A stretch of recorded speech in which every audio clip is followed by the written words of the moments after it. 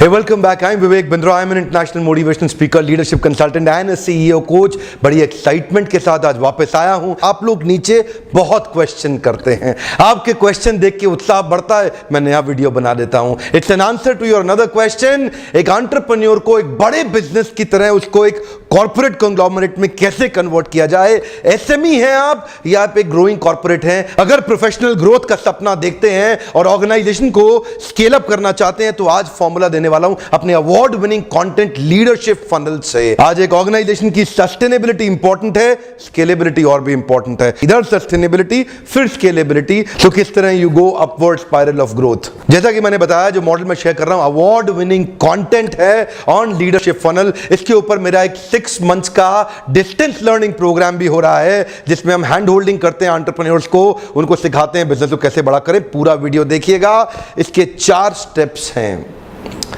किसी भी ऑर्गेनाइजेशन का ऑर्गेनाइजेशनल स्ट्रक्चर के अंदर जो फंडामेंटल स्ट्रक्चर होना चाहिए उसमें 4 पिलर्स होते हैं। अच्छा, इसमें 2 हिस्से हैं, एक हिस्सा नीचे का है बिलो द लाइन, एक हिस्सा है above the line. Below the line है ये पेड़ की है रूट्स और अबव द लाइन है पेड़ के हैं फ्रूट्स। यानी कि बिलो द लाइन आप एक व्यक्ति का पोटेंशियल होता है, परफॉर्मेंस होता है। पोटेंशियल दिखता है उसकी मानसिकता से, तो ये है माइंडसेट। परफॉर्मेंस दिखता है उसकी वास्तविकता से, यह है उसका स्किल सेट। तो देखिए, पोटेंशियल के लिए उसको चाहिए बिलीफ, ताकि उसका पोटेंशियल और आगे बढ़े शक्तिशाली बिलीफ के साथ। और परफॉर्मेंस के लिए उसको चाहिए बिहेवियर, वो आता है उसके स्किल सेट के साथ में। ये मॉडल को मैंने 4 पिलर्स में बनाया है। पहला पिलर होता है ये पीक परफॉर्मर्स का है, ये फ्रंट लाइनर्स का है। इंडिविजुअल पीक परफॉर्मर जो है ये ड्राइवर होता है ऑर्गेनाइजेशन के अंदर, ये ड्राइव करता है अपने डिपार्टमेंट को। ये फ्रंट लाइनर होता है, अपनी यूनिक सिग्नेचर स्ट्रेंथ के ऊपर काम करता है। अगर आप इंडिविजुअल पीक परफॉर्मर अच्छे नहीं हैं तो उसके बाद if you are not a great driver you can not develop a driver. बहुत सारी ऑर्गेनाइजेशंस मैं देख रहा हूं, लगभग 1,500 क्लाइंट्स के साथ मैं काम करता हूं। By virtue of experience and by virtue of number of years spent by an employee, Lala ji insecurity के कारण उसको प्रमोशन देके ऊपर ले आते हैं और ऊपर ले आते। ये पुराना आदमी है, इसको प्रमोट कर दो। ये विश्वास का आदमी है, विश्वास घर का आदमी भी तो चाहिए ना धंधे में, कोई परिवार का आदमी भी तो चाहिए, इसको प्रमोट कर देते हैं। तो Lala ji what is he doing, he is promoting based on number of years of experience और स्किल सेट। मेनी टाइम्स जब आप प्रमोट करके नेक्स्ट पिलर पे लेके आते हैं, उसके पास स्किल सेट तो हो सकता है हो, अगर माइंडसेट नहीं होगा तो होगा क्या, वो थोड़ा बहुत परफॉर्म करेगा पर पोटेंशियल वैसा नहीं है तो सस्टेन नहीं कर पाएगा। सस्टेनेबिलिटी और स्केलेबिलिटी, सस्टेनेबिलिटी और स्केलेबिलिटी दोनों इंपॉर्टेंट है। टैलेंट प्रोग्रेशन बढ़ाने के लिए पाइपलाइन एक तैयार करनी पड़ेगी। बहुत सी कंपनीज के अंदर सीईओ फेल हो रहे हैं। मेरा बहुत बड़ा बिजनेस ही सीईओ कोचिंग के ऊपर है। मेरे क्लाइंट्स मुझे इनवाइट करते हैं और बात करते हैं। ज्यादातर गलती क्या होती है, बहुत जल्दीबाजी में 2 में से एक काम करते हैं। या तो एक आउटसाइड सीईओ ले आते हैं जो हेलीकॉप्टर लैंडिंग से आता है, उसको कंपनी के बारे में कुछ पता नहीं, बाहर से आता है, बाहरी व्यक्ति है, थोड़ा दिन बहुत जुगत लड़ाता है लेकिन चल नहीं पाता, इंडिविजुअल्स के साथ बहुत तेजी से रैपो नहीं जनरेट कर पाता, फ्रेमवर्क्स पे काम नहीं कर पाता, फेल होते हुए दिख रहे। 6 महीने तक देखते हैं, उसके बाद वो पर इतनी बड़ी सैलरी पे आया, फेल हो गया। नहीं तो दूसरा ऑप्शन क्या है, इनसाइड प्रमोशन कर दिया। इनसाइड पूरा अपने ही लोगों में देखा, यार इसको निकालना पड़ा, किसको करे, ये ठीक लग रहा है, ये पुराना आदमी विश्वास का है। इनसाइडर का अगर आप प्रमोशन कर देंगे इनएडिक्वेट प्रिपरेशन के साथ, इसका इनएडिक्वेट प्रिपरेशन है, ये भी नहीं चला पाएगा।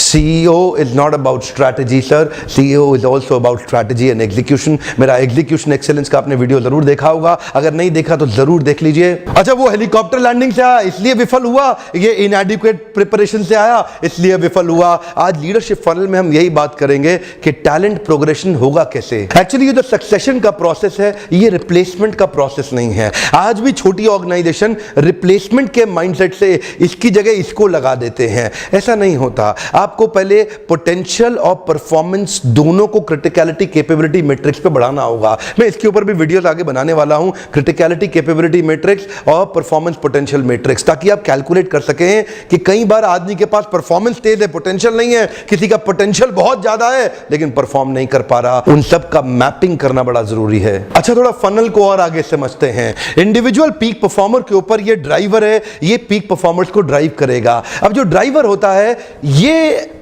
पहला जो पिलर है फ्रंटलाइनर्स का, ये एक्शन मैन का पिलर है। ये एक्शन मैन का पिलर है। ये लोगों को कंटिन्यूअस हार्डवर्क, फंडामेंटल फ्रेमवर्क जो ऑर्गेनाइजेशन का है, उसके मैं कुछ फंडामेंटल नेचर दे रहा हूं। अगर फ्रंटलाइनर एक्शन मैन नहीं हुए ना, और ये टॉप स्ट्रैटेजीज को अलाइन होकर के, बिल्कुल अलाइन होकर एग्जीक्यूट नहीं किए, फॉर एग्जांपल टॉप स्ट्रैटेजी जिस दिशा में जा रही है, इनको उस दिशा में बहुत तेज रन करना उस ऑर्गेनाइजेशन को, तो इनका काम है execution on alignment of strategic maps. एक स्ट्रैटेजी का मैप बन गया ऑर्गेनाइजेशन का, ये कंटिन्यूअस एक्शन मैन की तरह डेडलाइन ड्रिवन प्रोजेक्ट्स पे काम करना, हार्डवर्क कंटिन्यूअस करना, एम्बिशियस रहना, ऑर्गेनाइजेशन की सारे गोल्स को डेडलाइन के अंदर अचीव करने का प्रयास करना। यहां पे जब आदमी आता है तो एक्शन मैन तो वो है ही, लेकिन अब वो नीचे से और गहरा हुआ, उसका माइंडसेट पीपल मैन का डेवलप होगा। Who is the people man? अब वो टीम स्पिरिट के साथ, लोगों के साथ कनेक्ट करके उनके साथ परफॉर्मेंस को मैक्सिमाइज करेगा। आपने मेरा वीडियो देखा है 3 step to impress and convince anyone. अगर कनेक्ट कर जाओ, थोड़ा कन्वे करो, सामने वाला इतना कन्विंस। अगर आप डिस्कनेक्ट होगा, इतना कन्वे करो, सामने वाला बिल्कुल कन्विंस नहीं है। लोग ऑर्गेनाइजेशन नहीं छोड़ते, लोग अपने बॉसेस को छोड़ते हैं। यहां पे पीपल स्किल होना बड़ा जरूरी है। He is actually driving the peak performers, he is the driver of drivers. तो ये जो driving of the peak performers हो रहा है, यहां पे पीपल स्किल आना, ही द पीपल्स मैन। तो यहां action, ambition, goals, deadlines, targets, achievements, लेकिन इधर क्या है? इधर है cooperation, collaboration, emotions, feelings, togetherness, bonding. इधर थोड़ा एक्स्ट्रा एलिमेंट आएगा मिल बांट के काम कराने का।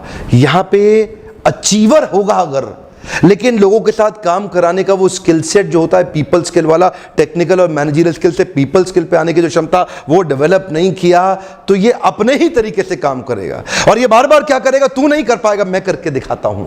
ये बार बार क्या करेगा? अरे तुझसे हो नहीं रहा ना, देख मैं करके दिखाता हूं। तो बार बार ये खुद ही करने लगेगा। बहुत से मैंने बॉसेस को देखा, वो अपने जूनियर्स का काम खुद ही करने लग जाते हैं, उनको अपने जूनियर्स को डेवलप नहीं कर पाते, क्योंकि वो परफॉर्मर खुद थे, वो खुद अच्छा काम किया है उन्होंने, इसलिए वो खुद ही करते रहते हैं जीवन भर। अब लोगों से कराने का जो वो स्किल सेट और माइंडसेट है, वो उसको यहां लेके आता है। ये जो जल्दीबाजी की प्रमोशन है, ये खतरनाक होती है ऑर्गेनाइजेशन में। दोनों चीजें डेवलप होनी जरूरी है, स्किल सेट और माइंडसेट।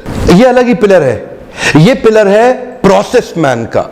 ये था एक्शन मैन, ये था पीपल मैन, ये है प्रोसेस मैन। ये पिलर मोस्टली 50, 100, 150, 200 करोड़ तक की ऑर्गेनाइजेशंस में भी मिसिंग दिखाई पड़ती हैं।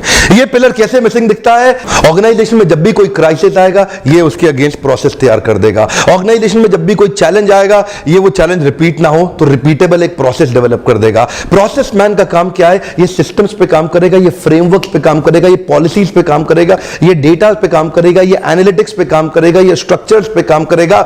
ये एक कल्चरल शिफ्ट लेकर के आएगा, cultural change over, make over लेकर के आएगा, ताकि ऑर्गेनाइजेशन की स्केलेबिलिटी पे काम किया जा सके। यहां तक ऑर्गेनाइजेशन की प्रॉफिटेबिलिटी रहेगी, लेकिन स्केलेबिलिटी ये पिलर खड़ा करता है। ये पिलर वो प्रोसेसेस को डेवलप करेगा जिससे ऑर्गेनाइजेशन में हम रिपीटेबल चीजें ला सके। हर एक चीज को स्केल अप करने की जरूरत भी नहीं होती है। कहीं पे टेक्नोलॉजी स्केल अप करने से काम चलता है, कहीं पे ज्योग्राफी और रीजन को स्केल अप करना पड़ता है, किधर कस्टमर एक्विजिशन बेस को स्केल अप करना है, ये बताएगा आपको कैसे करना है। फॉर्मूला समझिए, price of promotion is potential and performance. देखिए, पोटेंशियल और परफॉर्मेंस दोनों होगा तभी प्रमोशन होना चाहिए। पोटेंशियल भी बढ़ना चाहिए और परफॉर्मेंस भी बढ़ना चाहिए, प्रमोशन तभी ठीक रहता है। कई बार लोगों में पोटेंशियल होता है, प्रमोट कर दे, परफॉर्म नहीं करेगा, गड़बड़ है। कई बार परफॉर्मर बहुत होता है, लेकिन उसमें उस जगह सस्टेन करने का पोटेंशियल नहीं है, फिर भी प्रमोशन का फायदा नहीं है। देखिए, performance is evidence of his past and potential will reassure his future. Performance उसके पास्ट का एविडेंस है और पोटेंशियल उसके फ्यूचर को रीअश्योर करता है। पीछे आपने देखा, अच्छा काम किया, वेरी गुड परफॉर्मेंस। अब आपने उसका स्किल विल मैट्रिक्स बनाया। स्किल विल मैट्रिक्स आपने मेरा वीडियो पहले जरूर देखा होगा, नहीं देखा तो मैं यहां पे आपको दे रहा हूं, डिस्क्रिप्शन में लिंक दे दूंगा, नहीं तो इधर क्लिक कर सकते हैं आप। स्किल विल मैट्रिक्स में हमने क्या देखा? जिसका स्किल भी हाई है, जिसका विल भी हाई है, उस आदमी में बहुत पोटेंशियल है।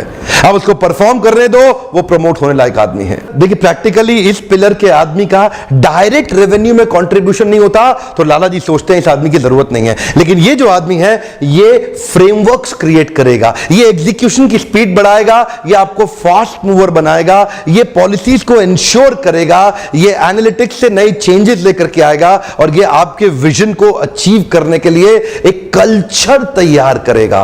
कंपनी का एक कल्चर होता है, कंपनी का एक नेचर होता है, उस नेचर को तैयार करेगा, उस माइंडसेट को तैयार करेगा, वो कंपेलिंग एक्साइटिंग स्टोरी को ड्राइव करेगा, मनी मेकिंग मॉडल को चलाएगा और ऑर्गेनाइजेशन जो बिजीनेस में रहती है ना, गोल गोल, उसको गोल गोल से एक गोल पे लेके आएगा, उसको बिजनेस पे लेके आएगा, मल्टीपल थिंग्स को मेन थिंग पर शिफ्ट क्रिएट करेगा और फोकस फॉर्मूला डिराइव करेगा, फोकस फॉर्मूला जनरेट करेगा। पर समस्या क्या है, ये जो ऑर्गेनाइजेशनल लीडर है ना, अब क्योंकि ये पिलर वो रखता नहीं, थोड़ा महंगा पिलर है, तो वो सीधा नीचे आ जाता है। और ऑर्गेनाइजेशनल लीडर की एक समस्या है, इसकी समस्या क्या है, ये खुद ही सारी ऑर्गेनाइजेशन की स्ट्रैटेजी बनाएगा और फिर इनकी रिपोर्टिंग डायरेक्ट लेना शुरू करेगा और कभी कभी फिर इनके लेवल पे आके काम करना शुरू करेगा। जब तक ऑर्गेनाइजेशनल लीडर अपने काम, इसका मेन काम क्या है, इसके मेन काम दो ही है, एक है क्लैरिटी और दूसरा है एनर्जी। पहला है क्लैरिटी, इसको पता है इसके स्ट्रैटेजिक इंटरवेंशंस क्या है, इसको पता है अगला इनोवेशन कहां लाना है, इसको पता है इसकी कॉम्पिटिटिव एडवांटेज क्या है, इसको पता है इसकी कंपेलिंग एक्साइटिंग स्टोरी क्या है। ये ऑर्गेनाइजेशन को एक बड़ी दिशा, उसको डायरेक्शन देता है। ये ऑर्गेनाइजेशन का आइडिया मैन है, प्रोसेस मैन की जरूरत भी है, आइडिया मैन की जरूरत भी है। देखिए, action man, people man, process man और आइडिया मैन, ये चारों लोग मिलकर के एक ऑर्गेनाइजेशन को ड्राइव कर पाते हैं। आइडिया मैन का काम क्या है, ये नए आइडियाज लेके आएगा, नई ऑल्टरनेटिव क्रिएट करेगा, ये नई स्ट्रैटेजीज बिल्ड करेगा, इनोवेशन टेक्निक्स लेकर के आएगा, प्रोडक्ट में चेंज लेकर के आएगा और कंपनी में एनर्जी भरेगा कि पूरी कंपनी मिलकर उसको अचीव करे। पर समस्या क्या है, ये आइडिया लाने के बाद यहां उतर के खुद ही काम करने में लग जाता है। यही समस्या है, आज इतनी एसएमईज के लोग और कॉर्पोरेट्स मेरे ओपन हाउस वर्कशॉप्स में आ रहे हैं इस लीडरशिप फनल को अटेंड करने के लिए। ये लीडरशिप फनल एक अवार्ड विनिंग कंटेंट में क्यों बताता हूं, just because of this content we got an award called best leadership trainer in Asia. ये ऑर्गेनाइजेशन का स्ट्रक्चरल फ्रेमवर्क होना चाहिए। देखिए, स्ट्रक्चरल फ्रेमवर्क होता है हायरार्की के हिसाब से और फंक्शनल फ्रेमवर्क भी होता है, वो होता है कॉम्पिटेंसी के हिसाब से। कॉम्पिटेंसी आपकी ऑर्गेनाइजेशन की क्या है, अगर आप जानना चाहते हैं तो दो काम करिए। पहला काम, सब्सक्राइब करिए इस चैनल को और ये वीडियोस लगातार देखते रहिए। और दूसरा काम, अगर और अच्छे से करना है और कुछ क्वेश्चंस आपके हैं तो मुझसे आकर के मिलिए, लाइव वर्कशॉप में अपने ऊपर इन्वेस्ट करिए। आप ऑर्गेनाइजेशन को अगर बड़ा करना चाहते हैं, एक डेटा में पढ़ रहा था, प्रधानमंत्री के एनकरेज करने के बाद लगभग 2 मिलियन स्टार्टअप्स आए पर सफल 200 भी नहीं ठीक से हो पाए। कारण क्या है, इनएडिक्वेट प्रिपरेशन के कारण एक स्टार्टअप स्केलेबिलिटी की तरफ जाने से पहले ही लूज कर जाता है, धंधा नीचे गिर जाता है। इनएडिक्वेट प्रिपरेशन बहुत बड़ा कारण है। इसी के लिए मैं आज एम्पावर करने के लिए लोगों को ये फ्री वीडियो देने का प्रयास कर रहा हूं, जितना कर सकता हूं उससे ज्यादा करने का प्रयास कर रहा हूं। लगभग 50 सेमिनार हर महीने में कर रहा हूं, बहुत तेज ट्रैवल कर रहा हूं, देश दुनिया भर, लेकिन बीच बीच में समय निकालता हूं, अपनी टीम के साथ एक वीडियो शूट करता हूं, आपको देता हूं।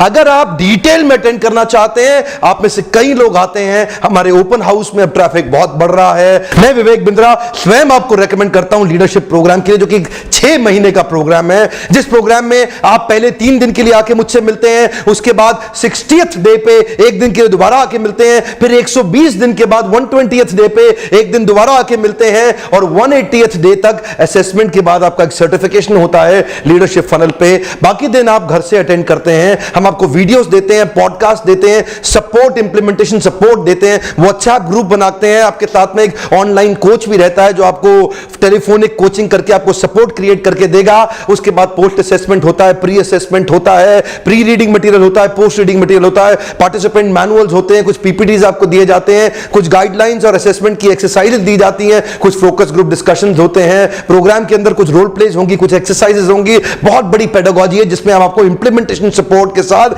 हैंड होल्डिंग करेंगे और स्टेप बाय स्टेप आपकी ऑर्गेनाइजेशन को नेक्स्ट लेवल पे लेके जाने का प्रयास करेंगे। इसलिए इसको बोला गया है go deep to grow steep. जितना नीचे जाएंगे ऊपर आने की सफलता आपकी संभावनाएं और बढ़ेंगी। अगर आप चाहते हैं आपको आरओआई मैक्सिमाइजेशन मिल जाए, and if you are looking for measurable and visible results, you should come and attend with me. Leadership funnel के प्रोग्राम में पार्टिसिपेंट्स कम होते हैं, मैं आपके साथ काफी समय इन्वेस्ट कर पाता हूं। साल भर में इसके बैचेस बहुत कम है, तो अगला बैच शुरू होने वाला है दिल्ली के अंदर अराउंड 16 जुलाई। लंबा प्रोसेस नहीं है, इस नंबर पे फोन करें और अभी अपने आप को रजिस्टर कराएं। देश दुनिया से लोग इसमें अटेंड करने के लिए आ रहे हैं, मेरे साथ आकर के टाइम इन्वेस्ट करें। लेकिन हो सकता है आप ना आ पाए, कोई बात नहीं, फ्री लर्निंग यूनिवर्सिटी मैं फिर भी डालूंगा, हमेशा डालूंगा, ताकि जो लोग फाइनेंशियली अफोर्ड नहीं कर पा रहे या जो लोग कहीं बहुत ही दूर के देश में और अटेंड नहीं कर पा रहे, वो फ्री लर्निंग यूनिवर्सिटी का लाभ जरूर लेते रहें, सब्सक्राइब करें ताकि आपको सारे वीडियो सबसे पहले मिले, बेल आइकॉन पे हिट करें। अगर आपको लगता है किसी एंटरप्रेन्योर को इस वीडियो से मदद होगी तो उस एंटरप्रेन्योर को जरूर शेयर कर दें। वीडियो देखने के लिए आपका बहुत बहुत धन्यवाद।